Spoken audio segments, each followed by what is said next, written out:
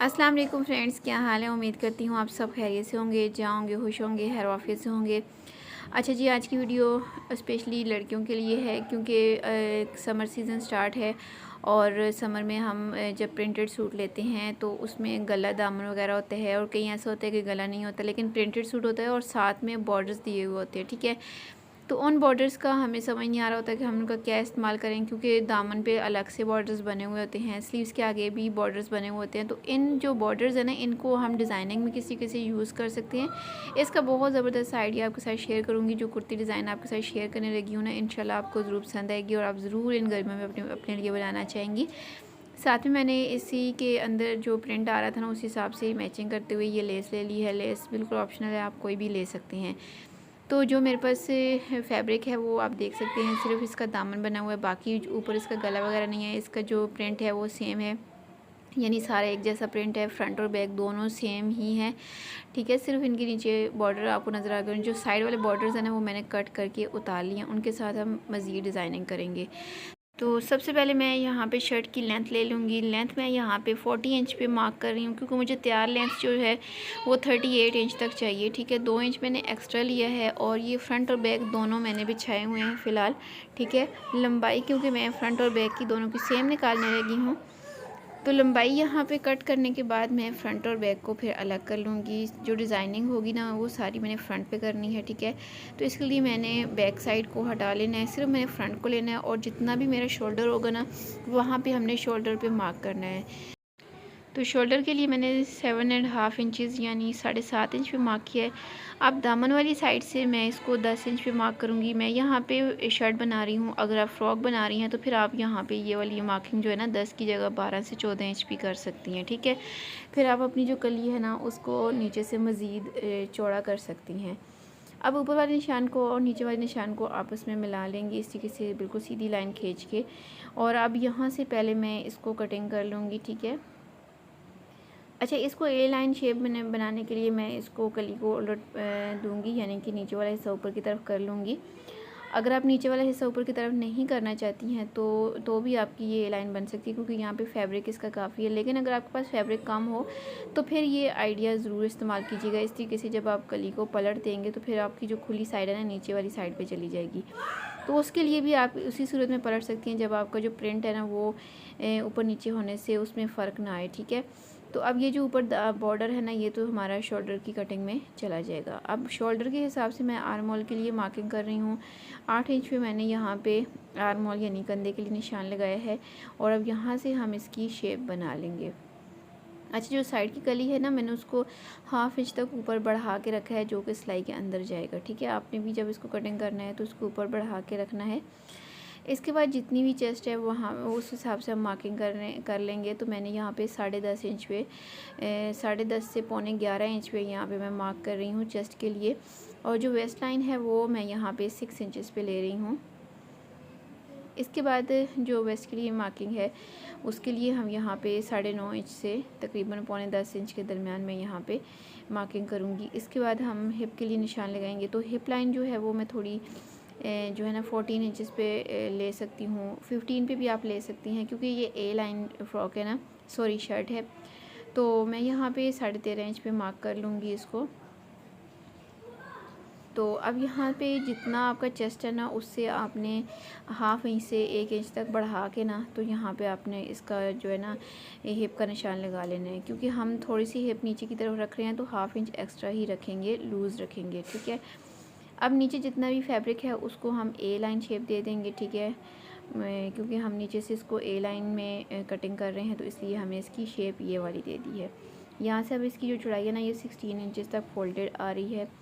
तो इसके बाद अब नीचे बाहर से हम 1 से 1.5 इंच तक जितना हम एक्स्ट्रा छोड़ते हैं ना, कटिंग करते हैं, उतना हम यहाँ पे कर लेंगे। नीचे वाले हिस्से में हमने एक्स्ट्रा नहीं छोड़ना होता, क्योंकि हम लेस वगैरह जब लगाते हैं पल्टी के साथ तो फोल्डिंग में सिर्फ हाफ इंच तक की जाता है, तो इसलिए हमने नीचे वाले हिस्से में सिर्फ हाफ इंच का ही मार्जिन छोड़ना है। बाकी ऊपर से जितना आप छोड़ना चाहें, यानी 1 से 1.5 इंच तक जितना भी आप रखना चाहती हैं उतना रख के बाकी की हम यहाँ से कटिंग कर लेंगे। ठीक है, तो यहाँ से मैंने कटिंग इसकी कंप्लीट कर ली है। अब यहाँ पे फिटिंग वाली पॉइंट्स पे मैंने यहाँ पे कट्स लगा लेने हैं, ताकि जब हम इनको आपस में जॉइंट करें तो हमें कटिंग का अंदाज़ा हो सके कि हमने फ़िटिंग कहाँ से करनी है। तो अब सबसे पहले मैं आपको जॉइंट तरीके का जॉइंट जो है ना वो जोड़ने का आसान तरीका बताती हूँ। अच्छा, वैसे तो हम अमूमन इस तरीके से स्टिच करते हैं ना आपस में जॉइंट के, हम दोनों की जो दोनों पीसेस होते हैं उनकी सीधी साइड को अंदर की तरफ करके तो स्टिच करते हैं। जो सिलाई होती है वो नीचे की तरफ जाती है, इस तरीके से हम स्टिच करते हैं। लेकिन यहाँ पे मैं आपको ये तरीका नहीं बताऊँगी।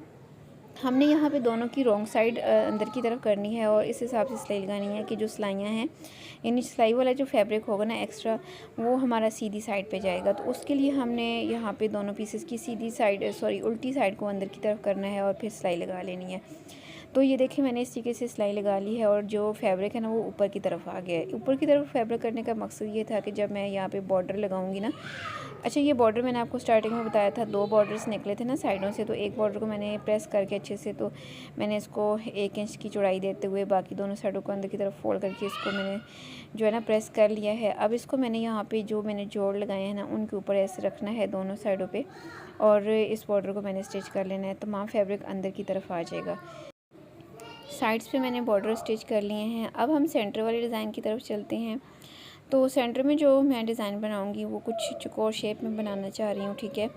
तो मैं बॉर्डर के साथ बिल्कुल 2 इंच के फासले पे एक निशान लगाऊंगी, एक साइड पे भी और दूसरी साइड पे भी सेम इस तरीके से 2 इंच का फासला छोड़ के मैंने ये निशान लगाने हैं दोनों साइडों पे। और लंबाई जो है वो मैंने यहाँ पे अपनी जो है ना वेस्ट के हिसाब से रखना है, यानी जहाँ पे हमारी फिटिंग जा रही है ना उससे 1 इंच ऊपर 13 इंच पे मैंने यहाँ पे इसको मार्क करना है। दोनों साइडों को मैं नीचे 13 इंच पे मार्क कर लेती हूँ लंबाई के रुख पे।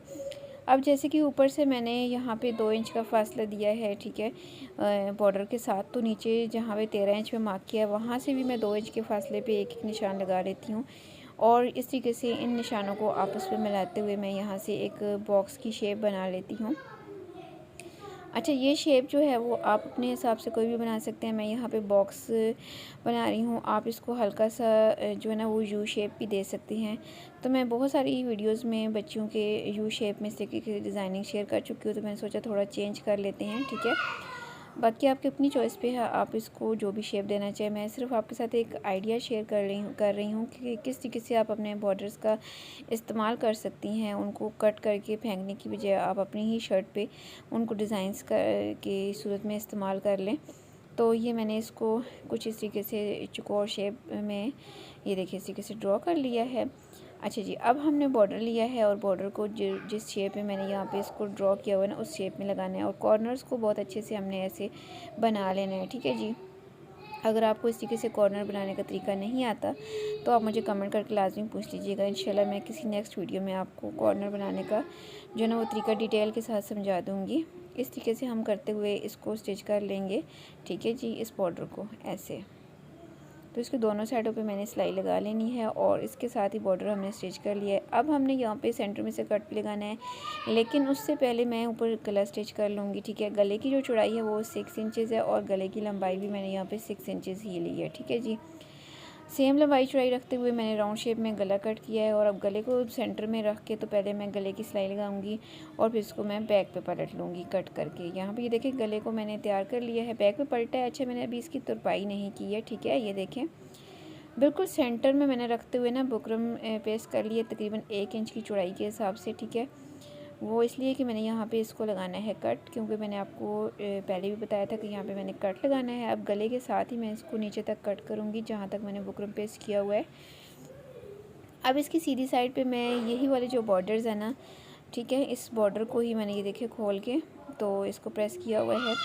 इसको यहाँ पे हमने स्टिच करना होगा। बॉर्डर को बिल्कुल सेंटर में से कट कर लेते हैं। अच्छा, मैंने बॉर्डर के ऊपर ना 0 साइज़ का जो बुकरम होता है ना वो पेस्ट किया हुआ है, ताकि ये जो है ना ये पाइपन बहुत ज़्यादा फिनिशिंग के साथ बने। क्योंकि जो लॉन के ड्रेसेस होते हैं ना वो थोड़ा फिनिशिंग के साथ तभी बनते हैं जब हम उनके नीचे इस तरीके से 0 साइज़ का बुकरम वगैरह यूज़ करें। तो अब यहाँ पे इसको स्टिच करने के बाद इसको मैं बैक पे पलटूँगी इस तरीके से, और जितना सिलाई का हमने मार्जिन रखा हुआ है ना उतनी चौड़ाई की यहाँ पे हमारी पाइपन बन के तैयार हो जाएगी। देखिए कुछ इस तरीके से हम हाथ की मदद से इसको साथ साथ बैठा के अंदर की तरफ करते जाएंगे तो ये बहुत ही आराम से बहुत प्यारी सी पाइपन की शेप भी बन जाएगी।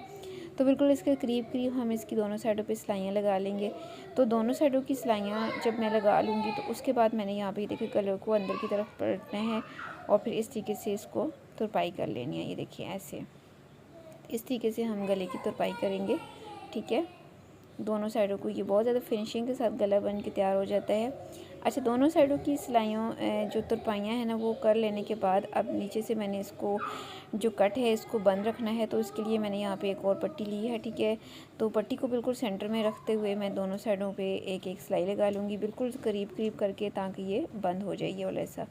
तो यहाँ पे ये देखिए मैंने इसको भी तैयार कर लिया है। अब इसके ऊपर मैंने बटन्स लगाने हैं, आप चाहे तो पर्स का इस्तेमाल भी कर सकते हैं, ये अब आपकी अपनी चॉइस है, आप इसको जिस हिसाब से रखना चाहें। अब मैंने फ्रंट साइड के साथ बैक साइड की कटिंग भी करनी है, तो मैंने फ़्रंट को अच्छे से फ़ोल्ड करके बिछा लिया है बैक साइड के ऊपर। तो फ्रंट के हिसाब से मैं बैक साइड की भी कटिंग कर लेती हूँ। इसके बाद जो इसकी स्टिचिंग है ना वो बिल्कुल सिंपल है, आप अपने हिसाब से इसकी स्टिचिंग कर सकती हैं। तो बॉर्डर्स के साथ मेरा ये जो आइडिया है डिज़ाइनिंग करने का आपको कैसा लगा, आपने मुझे कमेंट करके लाजमी बताना है। उम्मीद है आपको पसंद भी आया होगा और समझ भी आया होगा। अब हमने फिटिंग वाली जगह पे जहाँ पे हमने फिटिंग रखनी है वहाँ पे कर्स लगा लेने हैं, ठीक है जी। और स्लीव्स को मैंने सिंपल रखा है, आगे से खुले स्लीव्स जैसे मैं अमूमन बनाती हूँ, और सिंपल मैं लेस लगाऊंगी। और दामन के नीचे और जो है ना मेरे चाक और दामन है इनके नीचे मैंने पल्टी के साथ लेस लगा लेनी है, ठीक है। और फिर इसकी जो फाइनल लुक है ना वो इंशाल्लाह मैं अभी आपके साथ शेयर करने लगी हूँ। तो यहाँ पे मेरी शर्ट जो है वो बन के कम्प्लीट हो गई है। गले के ऊपर मैंने अच्छा इन पत्तियों में जो दूसरा कलर था ना ग्रीन कलर का, उस कलर के मैंने बटन्स लेके तो यहाँ पे लगा लिए हैं। ये भी लगे हुए माशाल्लाह से बहुत ज़्यादा प्यारे लग रहे हैं। सिंपल से हमारी कुर्ती थी उसको मैंने बॉर्डर्स के साथ ऐसे डिज़ाइन कर लिया, तो इसकी जो लुक है ना थोड़ी चेंज हो गई है। तो सेम डिज़ाइनिंग बना बना के अक्सर हम बोर हो जाते हैं, तो ज़रूरी नहीं है कि आप एक ही तरह की डिज़ाइनिंग करें, वही बॉर्डर्स उठा के दामन पे लगा लें, स्लीव्स पे लगा लें, तो उसी के साथ डिज़ाइनिंग करें। आप थोड़ी बहुत चेंजिंग करके जब डिज़ाइन करेंगी ना तो आपका जो सूट है वो बिल्कुल ब्रांडेड लगेगा। और ब्रांड की जो ड्रेसेस होते हैं उनको इस तरीके से ब्रांड तरीके से ही उन्हीं तरीके से अगर हम स्टिच करें तो ये बहुत ज़्यादा प्यारे लगती हैं। दामन और चाक के नीचे मैंने यहाँ पे पल्टा लगाया है, ठीक है। ट्राउज़र का जो फैब्रिक बच गया था ना उसके साथ मैंने जो है ना यहाँ पे पट्टी बना के नीचे लगाई है, और मैरून कलर की इसके नीचे मैंने लेस लगाई है। और स्टिच होने के बाद ये ए लाइन कुर्ती जो है ये बहुत ज़्यादा प्यारी लग रही है, स्टाइलिश भी लग रही है। आपको आज की ये कुर्ती डिज़ाइन कैसा लगा आपने मुझे कमेंट करके लाजमी बताना है। दुआ में याद रखिएगा। अल्लाह हाफिज़।